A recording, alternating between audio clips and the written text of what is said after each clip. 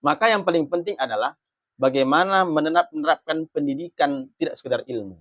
Contoh begini, mungkin di semua lembaga pendidikan akan banyak mengajarkan ilmu ikhlas, ilmu sabar, ilmu syukur. Semua lembaga pendidikan mengajarkan itu.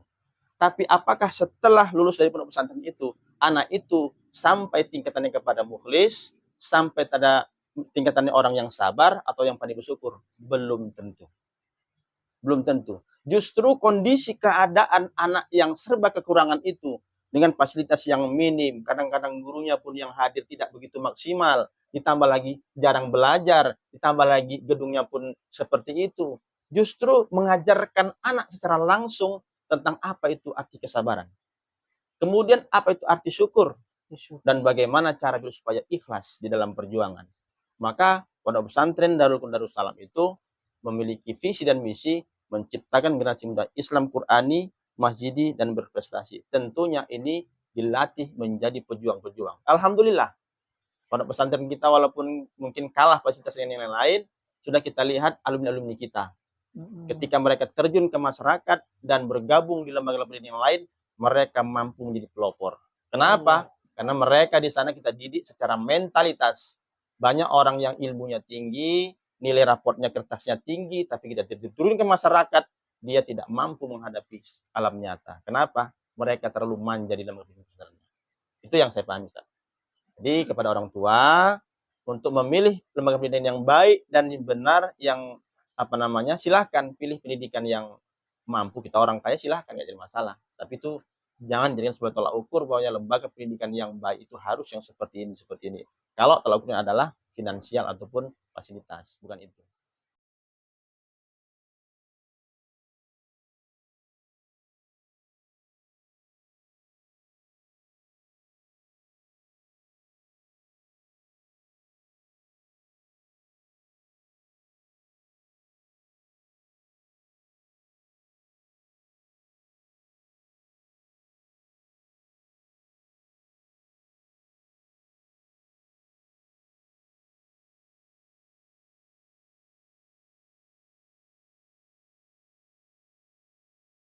Assalamualaikum warahmatullahi wabarakatuh. Waalaikumsalam warahmatullahi wabarakatuh. Alhamdulillah. Alhamdulillahi rabbil alamin. Wassalatu wassalamu ala asrafil anbiya'i wal mursalin wa ala alihi wa sahbihi ajma'in. Allahumma salli ala sayyidina Muhammad wa ala ali sayyidina Muhammad. Alhamdulillah, kaum muslimin wal muslimat dimanapun berada, para pecinta podcast, semoga kita semua selalu berada dalam rahmat lindungan Allah Subhanahu wa taala. Amin amin ya rabbal alamin. Alhamdulillah, pada hari ini di awal tahun 2024, kami dari pengurus podcast Fastabiqul Khairat ingin menayangkan, ingin menyampaikan, ingin membagikan sebuah motivasi dan juga memberikan nasihat kepada kita semua. Dan alhamdulillah, pada hari ini, tepatnya pada tanggal 6 Januari 2024, podcast Fastabiqul Khairat mendatangkan narasumber yang luar biasa. Dan memang tetap di luar ya Ustaz ya. Luar biasa. Dan juga masyarakat Kabupaten Rokan Hulu sudah banyak kenal dengan Al-Ustadz kita ini. Dan bahkan yang sepengetahuan saya Ustadz, bahwasanya Ustadz kita ini bukan antar provinsi lagi, tapi bahkan dakwahnya sudah sampai antar pulau-pulau ya Ustadz ya. Pulaunya yang saya tengok, yang saya biasa lihat di Facebook, di media sosial itu Ustadz mainnya daerah Jawa-Jawa ya Ustadz tengok. Di Pulau Jawa. Alhamdulillah.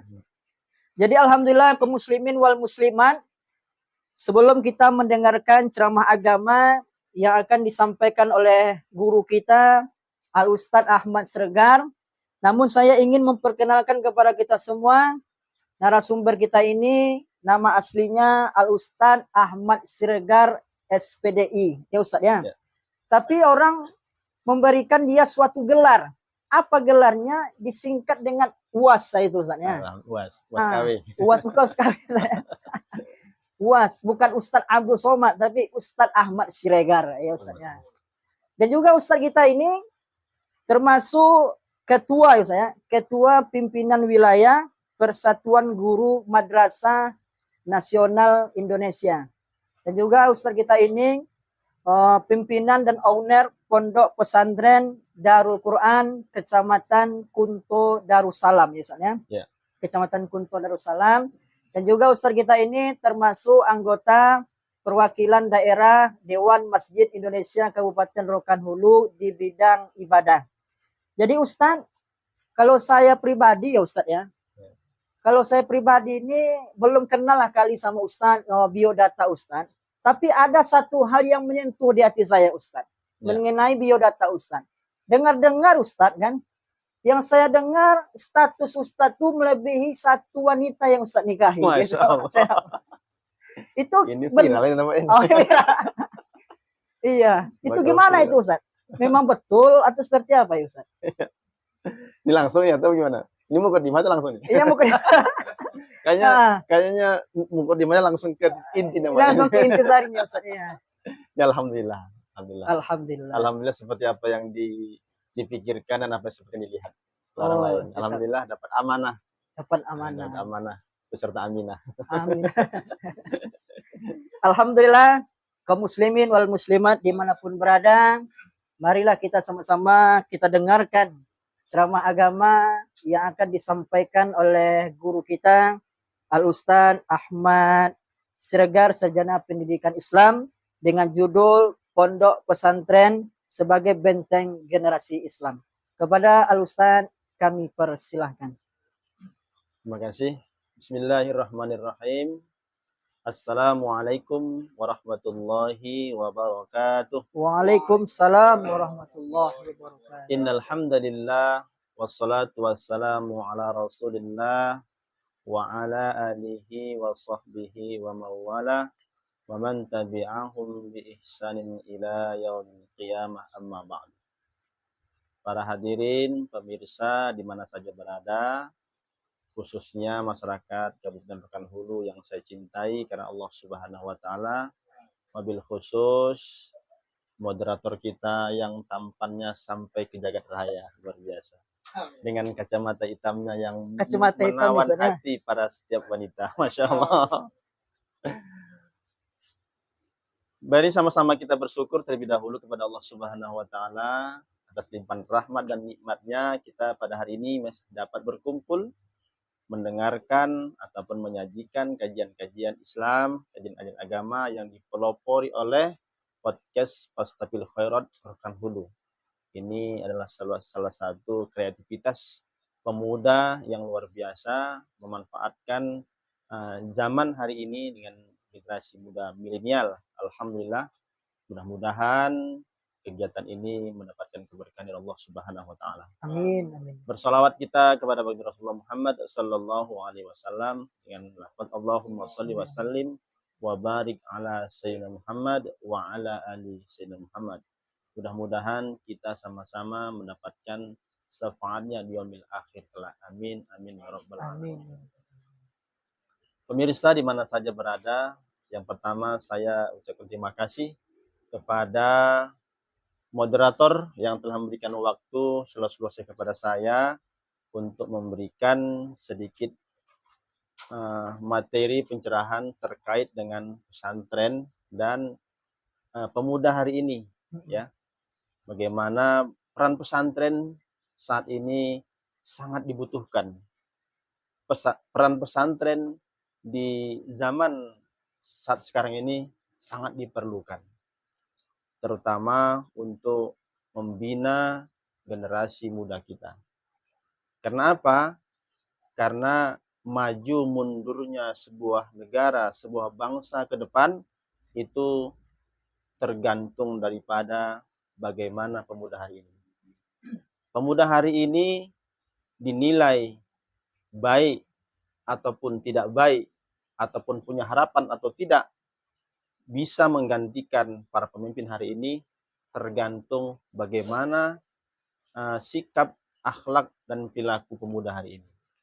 Kalau hari ini pemuda kita hancur, pemuda kita rusak, pemuda kita terkontaminasi dengan hal-hal yang negatif, maka dapat kita pastikan kondisi bangsa kita ke depan jauh daripada apa yang kita harapkan. Tentunya nasib anak cucu kita ke depan akan jauh daripada yang namanya ketenangan, ketentraman, dan kesejahteraan. Oleh karena itu kita melihat banyak kajian-kajian agama, kajian Islam tentang kenakalan remaja. Kenapa tidak pernah dibahas tentang kenakalan orang tua? Dan tanpa kita sadari, ternyata sedikit banyaknya ada kontribusi kenakalan orang tua sehingga menimbulkan kenakalan remaja. Kenapa? Banyak orang tua yang salah dalam mendidik anaknya. Manakala orang tua salah mendidik anak, maka anak akan menjadi terdiri yang positif, yang tidak positif, tentu negatif. Maka ada anak yang menghambur-hamburkan waktu dengan bermain-main, berpesta pora, bahkan ada yang kena narkoba dan segala macam. Karena apa? Salahnya orang tua di dalam mendidik anak dan kurangnya perhatian orang tua terhadap anak. Oleh karena itu, kalau kita kaitkan dengan lembaga pendidikan, lembaga pondok pesantren, ini adalah salah satu solusi yang tepat di akhir zaman ini. Sehingga wajar kalau kita lihat pendidikan pesantren akhir-akhir ini semakin menjamur. Bukan dinilai sebagai peluang bisnis, tapi adalah kebutuhan untuk pendidikan moral anak bangsa. Walaupun ada sebagian yang menilainya dengan menjamurnya pesantren hari ini adalah dinilai dari sisi bisnisnya. Karena memang hari ini memang banyak orang tua yang sudah khawatir dengan kondisi remaja sehingga anaknya tidak bisa ditempatkan di lembaga pendidikan kecuali pondok pesantren. Walaupun demikian. Namun sisi lain kita harus mengambil nilai positifnya.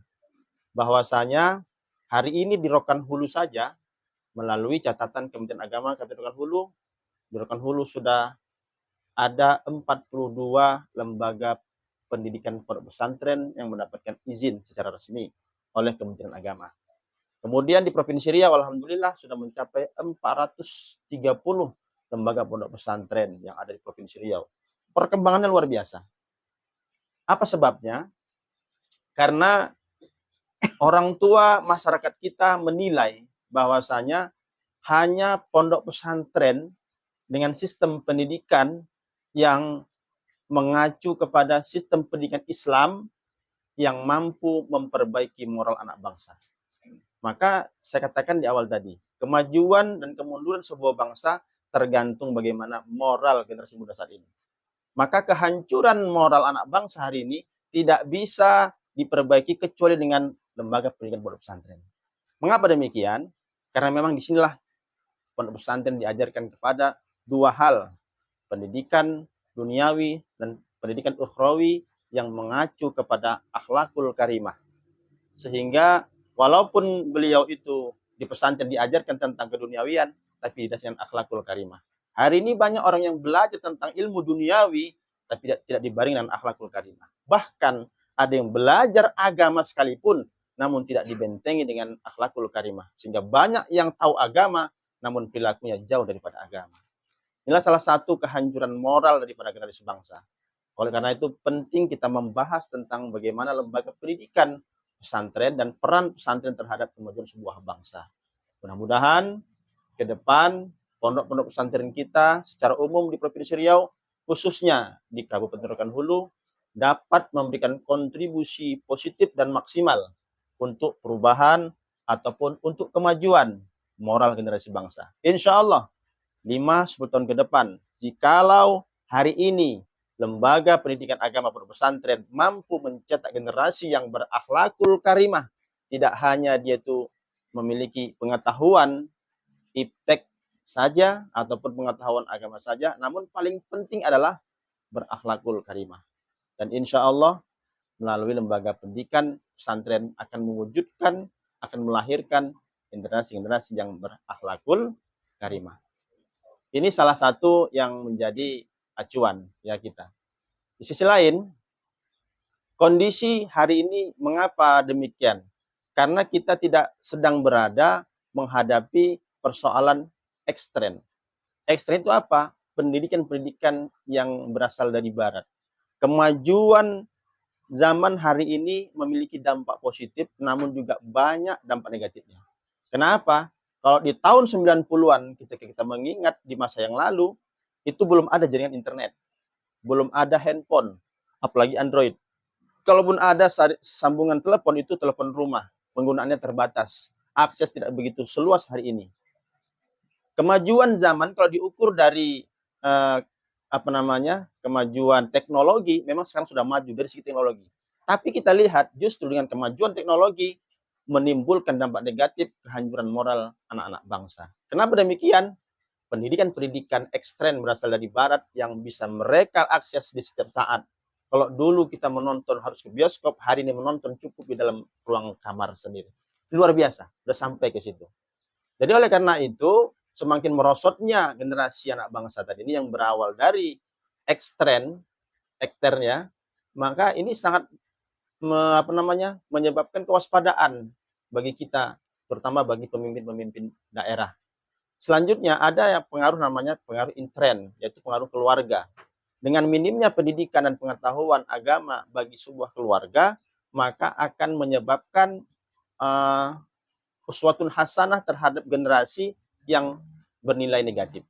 Mengapa demikian? Kita flashback ke belakang tentang bagaimana konsep rumah tangga di dalam Islam contohnya. Ini ada kaitannya. Pernikahan, rumah tangga adalah ibadah yang paling lama dalam syariat. Ya kan, betul enggak? Iya, lama. Paling lama itu. Begitu akad sampai akhir hayat. Bisa 5, 10 sampai 20 tahun, bahkan puluhan tahun. Puluhan tahun ya, Ya kan? Yang kadang ternyata ibadah yang begitu lama, sementara untuk mempelajari ilmunya kita sangat minim. Sedangkan mohon maaf, sholat yang kita bisa melaksanakannya hanya 5 menit, bahkan maksimal 10 menit, kita harus dari SD sudah belajar tentang sholat. Sampai kuliah, nggak hatam orang belajar tentang sholat. Padahal cuma 5 menit, belajarnya luar biasa. Sedangkan pernikahan ini, rumah tangga ini adalah ibadah yang sangat panjang, namun sangat minim kita mempelajarinya. Apa dampak negatifnya? Ketika orang berumah tangga tanpa ilmu, ibarat orang menyupir tanpa pengetahuan, maka jurang menanti dia. Maka banyak rumah tangga yang menghasilkan generasi-generasi bangsa yang jauh daripada syariat. Itu salah satu tantangan. Yang saya sebutkan tadi adalah faktor-faktor intern. Maka oleh karena itu, kehancuran moral anak bangsa disebabkan karena dua hal, ekstern dan intern. Baik dari luar maupun dari dalam itu sendiri. Maka oleh karena itu, kalau kita mengacu kepada hari ini, mohon maaf, ya, mindset terhadap undang-undang atau hukum yang bernama HAM, hak asasi manusia, yang justru salah dalam menafsirkan sehingga bernilai ataupun kebablasan menyebabkan mundurnya daripada moral anak bangsa. Kalau dulu tahun 90-an mendengarkan dehem seorang guru saja kita sudah tidak berani untuk berbicara. Gitu aja, udah takut bicara. Tapi hari ini guru menegur saja pun banyak murid yang melawan. Kenapa? Bobroknya, mundurnya akhlak generasi muda. Oleh karena itu, maka harapan kita besar terhadap lembaga pendidikan pesantren agar memberikan kurikulum atau pendidikan yang benar-benar serius. Pesantren tidak dinilai sebagai lembaga bisnis, tapi menjadi lembaga pembinaan akhlak terhadap generasi bangsa. Saya pikir sebagai bentuk pemula, ini saya dapat saya sampaikan, mudah-mudahan nanti ke depannya kita bisa lanjutkan dengan dialog dan tanya jawab. Lebih dan kurang mohon maaf, saya sudahi. Billahi taufiq wal hidayah. Wassalamualaikum warahmatullahi wabarakatuh. Waalaikumsalam warahmatullahi wabarakatuh. Alhamdulillah ya Ustaz ya. Setelah yang Ustaz sampaikan, maka ada 3 Ustaz yang ingin kita diskusikan hari ini Ustaz. Yang saya dengar Ustaz, yang sangat berpengaruh terhadap memasukkan anak ke pesantren itu kan karena keyakinan ataupun kemauan dari orang tuanya Ustaz. Ya, betul. Hari ini Ustaz yang saya dengar ada beberapa alasan kenapa orang tua itu tidak mau memasukkan anak ke pondok pesantren Ustaz. Ya. Yang pertama yang saya dengar, saya ini nggak mau masukkan anak saya ke pondok pesantren karena yang saya dengar dan yang saya lihat di sosial media itu pondok pesantren kadang-kadang di situ ada pembuliannya dan kadang-kadang ada yang viralnya seorang kiai sama muridnya melakukan perbuatan yang tidak senonoh gitu Ustaz. Itu menurut pendapat Ustaz seperti apa itu? cara memahami orang tua yang memiliki pemikiran seperti itu. Ya, baik. Memang saya kebetulan selaku pendiri Lembaga Pendidikan Pondok Pesantren yang saat ini juga sedang memimpin sebuah pondok pesantren bernama Pondok Pesantren Darul Qur'an Darussalam. Ketika kita berada di tengah-tengah lapangan, di tengah masyarakat, maka kita melihat bagaimana pemikiran daripada masyarakat orang tua terhadap pesantren. Melihat tayangan-tayangan di televisi maupun YouTube ataupun TikTok ataupun snack video ataupun apapun namanya, maka banyak mereka berkurang tingkat keyakinannya untuk masuk ke pondok pesantren. Disebabkan karena takut ya anaknya ketika masuk pesantren dibully. Perkara bully membuli ini bukan hanya terjadi di lingkungan pondok pesantren. Ini yang paling penting masyarakat ketahui. Kalau urusan bully membuli tidak hanya berada di lingkungan pondok pesantren. Kita juga dengar ada SMK yang membuli adik kelasnya hingga meregang nyawa banyak. Tapi itu jarang diekspos. Tapi pesantren kadang-kadang nggak sampai ke situ saja pun mencuat. Ini tantangan zaman. Itu sudah hal biasa. Contoh misalnya, kalau orang biasa terjadi hubungan misalnya di luar syariat, itu dianggap biasa-biasa. Tapi kalau Ustadz Ansori yang melakukannya, wah luar biasa itu. Luar biasa. Nggak ada orang mengatakan wajarlah dia tampan. Nggak ada yang mengatakan gitu. Yang ada kurang ajar Ustadz. Kan gitu kan? Walaupun beliau bisa berkilah, Ustadz juga manusia. Bukan begitu. Tapi intinya ketika kita berada di lingkungan pendidikan agama, maka hal-hal yang bersifat syariat itu seolah-olah orang yang berada di lingkungan agama tidak boleh melakukan dosa sekecil apapun. Wajar, karena memang itu adalah uswatun hasanah. Kalaulah orang yang tahu agama saja tidak bisa mengontrol dirinya untuk melaksanakan syariat sebaik mungkin, bagaimana orang tidak mengerti agama, kan seperti itu. Jadi yang perlu dipahami adalah bagi seluruh masyarakat terutama yang memiliki anak yang usia pesantren, saya ingin menyampaikan kalau kekhawatiran kita terhadap bully ini menjadi dasar untuk tidak masukkan anak ke pesantren, maka saya ingin tekankan, pembulian itu tidak hanya terjadi di lingkungan pesantren. Di mana-mana terjadi. Bahkan tidak hanya di lingkungan pendidikan, di tengah-tengah masyarakat itu ada. Hanya saja, yang paling penting, bagaimana cara kita menyikapinya. Ya, ini yang paling penting. Bagaimana cara kita menyikapinya tentang pembulian ini. Oleh karena itu, persoalan bully-membuli ini adalah persoalan akhlak ataupun perilaku mazmumah. Ini kan perilaku mazmumah, di mana seorang yang senior merasa dia harus mengintimidasi yang juniornya, ya, yang merasa lebih besar dia seperti itu, ataupun mungkin yang kaya merendahkan yang miskin ataupun apapun jenisnya. Oleh karena itu, justru di lingkungan pondok pesantren adalah yang tempat yang tepat untuk memberikan pembinaan itu.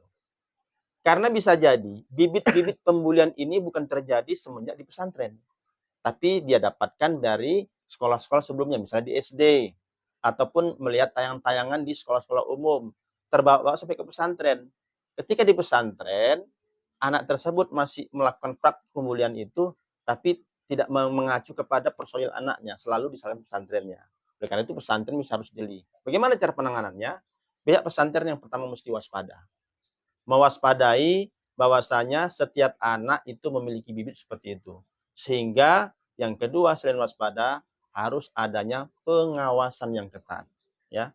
Pengawasan yang ketat terhadap kegiatan-kegiatan pembinaan anak itu. Bagaimana caranya? Kalau seperti di pondok pesantren kita, itu setiap asrama itu kita siapkan situ guru untuk mengawasi anak-anak. Kemudian di setiap pergaulan anak-anak itu harus ada orang yang mengawasi. Ketika kita melihat di depan mata, mendengar ada ucapan-ucapan tindak perilaku pembulian antara senior dengan juniornya, maka langkah selanjutnya adalah pihak lembaga melalui perpanjangan tangan yaitu guru harus bertindak tegas. Jangan dibiarkan. Bagaimana caranya? Adakan panggil itu anak yang baik itu pelaku maupun korbannya, maka kita akan tanya kepada mereka apa penyebabnya, dan kemudian kita dari situ mengetahui bagaimana sosok kepribadian anak, baik itu yang dibully maupun pembulinya. Jadi intinya adalah kewaspadaan, pengawasan, dan tindak cepat penanganan.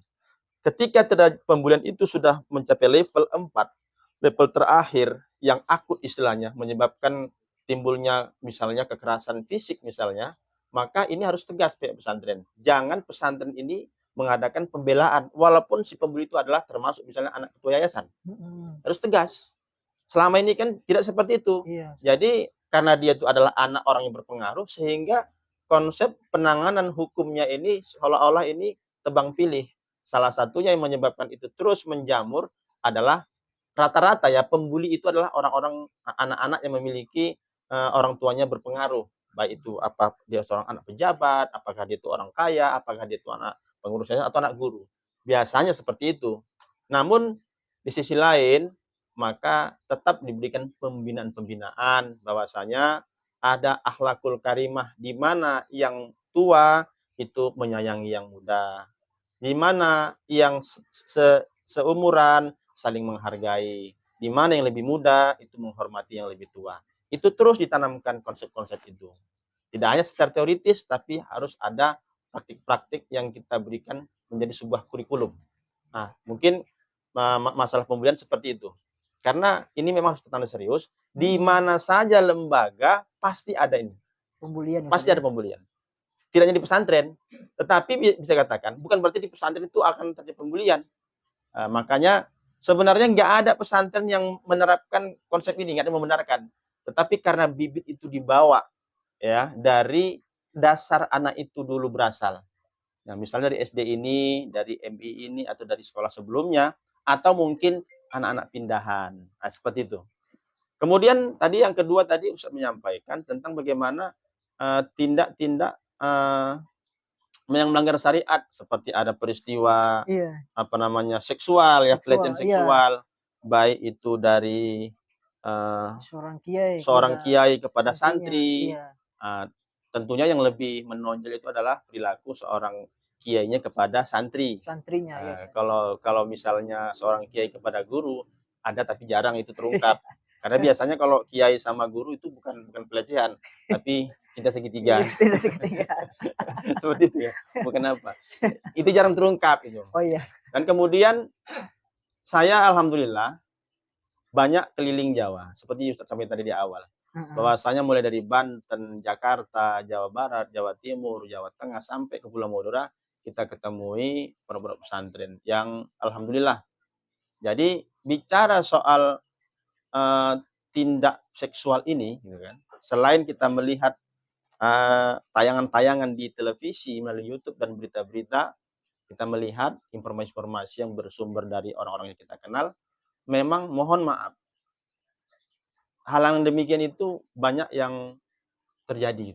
Hanya saja ada yang modelnya dia itu terstruktur sehingga dia saya lihat tersembunyi, dia terlindungi.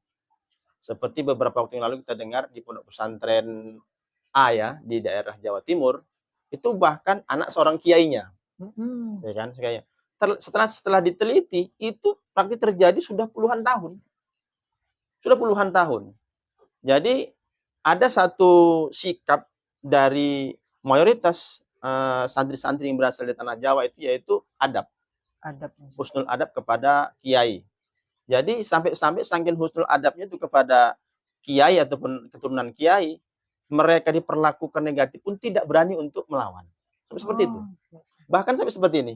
Ketika anak tadi itu misal terjadi sedemikian dengan berbagai macam alasan yang kadang-kadang membuat anak itu nggak bisa berbicara, terjadilah hubungan itu ketika mereka itu misalnya mohon maaf ya kan, mereka positif itu kan, itu langsung ditindaklanjuti untuk mencari santri yang putra untuk dinikahkan, seperti itu. Itu sering terjadi. Jadi ini memang ini sebenarnya secara syariat sebenarnya tidak dibenarkan. Maka bagaimana caranya, cara menghadapi ini? Memang makanya Al-Qur'an itu sungguh indah bahasanya. Wala taqrabuz zina. Di sana bukan jangan lakukan zina, tapi jangan dekati. Nah, jadi karena kalau sudah dekat 99% pasti terjadi. Karena itulah fitrah manusia. Ya kan? Fitrah manusia seperti itu. Perasaan suka kepada lawan jenis, itu yang sudah fitrahnya manusia. Fitrah manusia. Nggak bisa. Saya tanya sama Ustaz Ansori suka nggak sama perempuan? Ya suka Ustaz. Suka. Alhamdulillah, berarti normal ya. Apalagi mohon maaf. Makanya ada salah satu hadis yang menyatakan salah satu nanti yang mendapatkan naungan di padang mahsyar, Ustaz ya, adalah seorang lelaki yang berada di sebuah ruangan tertutup bersama seorang wanita cantik, kaya raya, terhormat. Mungkin kalau kita bilang kan bidadari lah ya kan. Tapi mereka belum ada menjalin hubungan yang sah. Seorang wanita tadi mengajak untuk berhubungan melanggar syariat, maka seorang lelaki itu mengatakan, inni akhafullah. Saya takut kepada Allah, sehingga dia lebih milih membunuh dirinya daripada harus berhubungan seperti itu. Masya Allah. Kira-kira Ustadz sanggup? Jangankan yang sudah di dalam, di luar pun cari tempat kan gitu kan. Itu memang fitrah manusia. Oleh karena itu Allah memberikan gambaran jangan dekatin. Jangan dekat itu bahasanya apa? Jangan membuat kesempatan untuk berada di tempat seperti itu. Maka banyak pondok-pondok pesantren itu memberikan batasan-batasan. Sehingga tidak adanya interaksi sosial antara santri dengan santri. Kemudian diminimalisir antara interaksi santri putri dengan ustadz yang laki-laki. Kalaupun ada interaksi itu di ruang terbuka di dalam kelas yang betul-betul tidak. Tapi kalau sudah, mohon maaf, ada ruangan khusus dengan ica-icanya adalah ruang konsultasi. Nah, ini yang datang nggak cuma satu, Ustaz. Iya. Nah, ya kan? Yang datangnya santri Aminah, yang datangnya kuntilanak, bersama Gondoruwo, mempengaruhi tadi. Nah, jadi maka terjadilah hal-hal yang diinginkan kan begitu. Yang diinginkan maksud saya. Kenapa yang memang itu seperti itu. Oleh karena itu bahasa Al-Qur'an sangat indah. Jangan dekatin, artinya jangan buat situasi seperti itu. Maka di pondok pesantren harus diadakan aturan agar supaya meminimalisir terjadi interaksi sosial antara lawan jenis. Baik itu kiai kepada santri. Kadang-kadang kan santri ini kalau diajak kiainya, iya kadang-kadang merasa bangga justru kan. Bangga ya. Saya pernah mendengar, mungkin ini jenis celotehan atau apa ya kan. Ada 7 kapannya para santriwati. Yang pertama ada katanya kapan dapat kiriman dari orang tua. Kemudian kapan libur. Tapi ada kapan satu yang kadang-kadang agak aneh. Apa itu? Kapan dilamar kiai. Itu luar biasa. Tapi saya yakin itu kalau kiainya seperti Ustaz Ansori. Ya kan? Kalau kiai seperti itu mungkin para santriwati yang mengatakan kapan dilamar oleh kiai. Biarpun menjadi yang kedua dan ketiga. Itu daerah Jawa. Daerah Sumatera Selatan ya kan. Mungkin itu nggak tahu. Saya pernah dengar seperti itu. Artinya ketika kita bicara soal hubungan yang seperti itu, maka laksanakanlah syariat sesuai dengan Al-Quran. Jangan dekati zina. Maksudnya apa? Jangan membuat situasi yang mengantarkan kita untuk melakukan hal tersebut. Itu saya rasa. Jadi alhamdulillah Ustaz ya, ini mungkin pertanyaan terakhir nih Ustaz ya. Nanti bisa Ustaz langsung tutup dengan kesimpulan. Ini juga realita yang dialami orang tua Ustaz. Yang dialami orang tuanya, dia ingin sekali memasukkan anaknya di pondok pesantren. Namun yang dia dengar, yang dia dapat informasi, itu kadang dia ingin masuk pondok pesantren itu mahal biayanya Ustaz. Gara-gara mahal biayanya. Jadi gimana itu solusinya Ustaz? Supaya orang tua ini tidak memikirkan yang namanya mahal biaya itu Ustaz. Habis itu di situ kalau pondok pesantren itu mahal, itu ada nggak nanti peran dari pemerintah Ustaz supaya warga-warga lain yang ingin masuk pondok pesantren nanti dikasih solusi dari pihak pemerintah gitu Ustaz. Nah, itu gimana Ustaz menurut pandangan Ustaz? Ya, terima kasih. Alhamdulillah. Hari ini kita melihat realita bahwasanya semakin dianggap bagus sebuah lembaga pendidikan itu dalam tanda petik.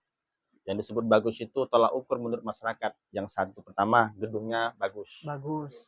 Fasilitasnya bagus. Ya kan? Kemudian buku pelajarannya lengkap, gurunya lengkap, dan kegiatannya terukur. Kurikulumnya jelas, misi-misinya jelas. Ya, itu yang mau seperti itu. Namun perlu dipahami bahwasanya yang namanya lembaga pendidikan tolak ukurnya tidak hanya itu. Ya kan? Tolak ukurnya saya bilang begitu.